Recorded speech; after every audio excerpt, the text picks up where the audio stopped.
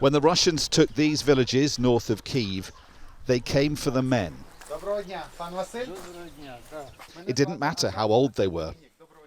When 77-year-old Vasyl and his son came home that day, the soldiers were waiting. They surrounded us, threw us down, and that was it. They dragged us off. They taped our eyes shut with duct tape and tied our hands. Vasyl was released a week later, but not his son Dmytro, one of thousands of Ukrainian civilians taken by the Russians. His mother Helena told us they haven't seen him since. We're old and sick, and we've been without our only child for 4 years now, not knowing anything, where he is, how he is. They showed us the short note their son sent a few months after being taken. In it, he says he's okay, but that was 3 years ago now.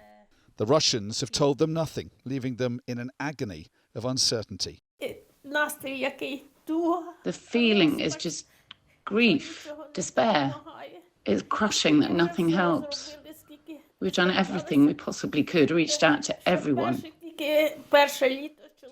Living like this, she says, is unbearable. I just can't take it anymore.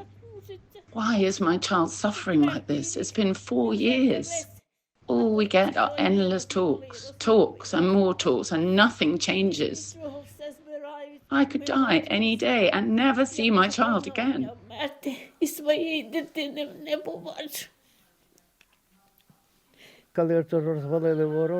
Outside, Vasyl showed us the scars left by Russia's occupation, where they'd put their armoured vehicles next door, the shrapnel holes in their home.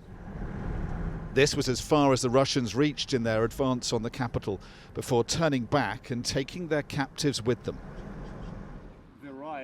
In Kyiv, we met a friend of Dmytro and a fellow journalist. He was last seen, Stas told us, a year ago by another prisoner who's now been released.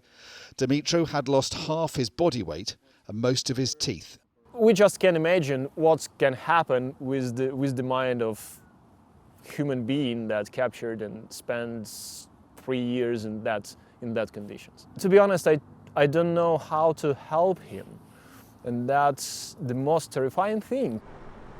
A half-hour drive west of where Dmytro was taken is Bucha, infamous now for some of Russia's worst war crimes. A memorial stands on the site of a mass grave. Among the names of the dead, empty plaques for those whose fate is still unknown. And nearby, a list of the towns missing. The Ukrainian government has identified almost 16,000 civilians taken by the Russians and lost in their gulag of prisons in occupied Ukraine and Russia itself. For their families, of course, the fear is the longer this war goes on, the more they will be forgotten. The latest Trump administration peace plan, for instance, makes no mention of them, let alone any demands that Russia lets them go. Ukraine believes the missing are held in more than 180 jails. We spoke to Nobel Prize-winning human rights lawyer Alexandra Matvichuk about what we know is happening to them. I interviewed hundreds of people who survived Russian captivity, men and women, mostly civilians, and they told me how they were beaten, raped, smashed into wooden boxes, their fingers were cut, their nails were torn away, their nails were drilled, there were electrical shocks through their genitalia. One woman told me how her eye was devoured with a spoon. It's little consolation for now for their families, but taking civilians against their will is a war crime. And any final reckoning in this war must hold Russia accountable for their fate. Dominic Waghorn, Sky News, Kyiv.